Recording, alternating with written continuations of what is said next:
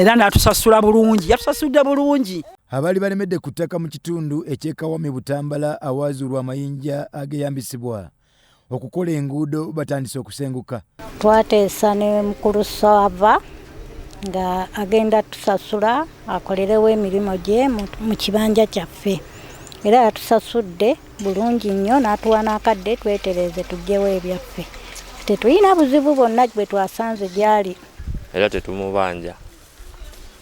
Ndi mukozi mu kampuni eyo ate mbadde ndi mutuuze ku kibanja kino nga ninako n'amaka. Bansasudde era kati nafunye walala wengenda. Ate n'omulimu nkyaguyina mu kampuni. Naye ng'obuzibu bwe nali nfunyemu obutonotono bubadde bwa ttaka.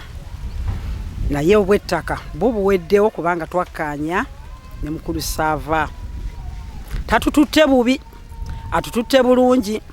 Ndi musanjifu nnyo ewa Sava kubanga nange nina omwana wange akolawo.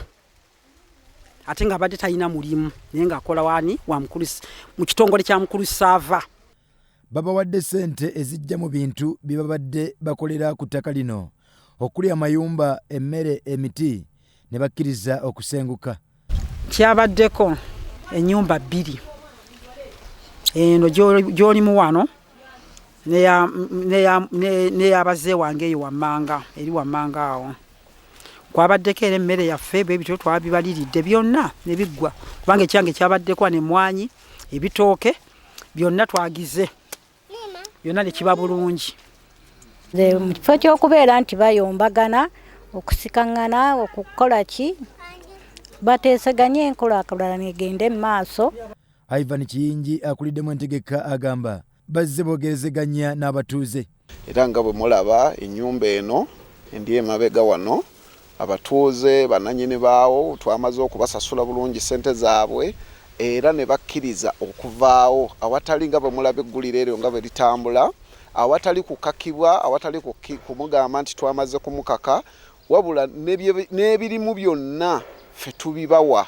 Era nitubagamba nti oli waddembe buli kyowulya kyoyagala okujjamu era bali mu nteekateeka ezigenda okujjawo era batugambe tubakolere ekkubo nga bwe mugenda okuliraba awo eryo lyekkubo erigenda okutwala ebintu byabwe byonna buli ekiriwo tetulina kye twetaagako na kimu.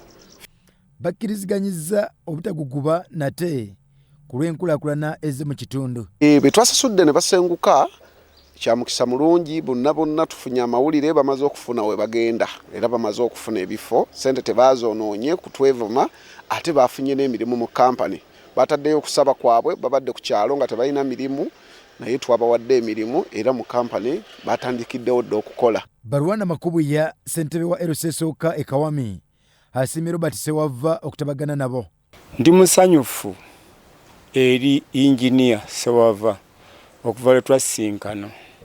Bwe yantuukako olubereberye yaŋŋamba nti yaguze olwazi olwo ne mugaa kuliko abatuuze nanga nja kukolagana n'abatuuze bulungi era sijja kusindiikiza muntu n'omu.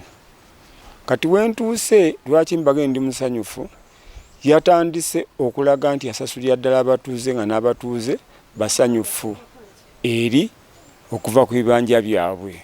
Bavaako batya baliyirirwa bamala kukkaanya batwala ne bateesa nga bebeesaliddewo bokka na bokka kuliko abakyala n'abaami. Mutalemwa Kizito Vincent, Soroti TV Omunnyo.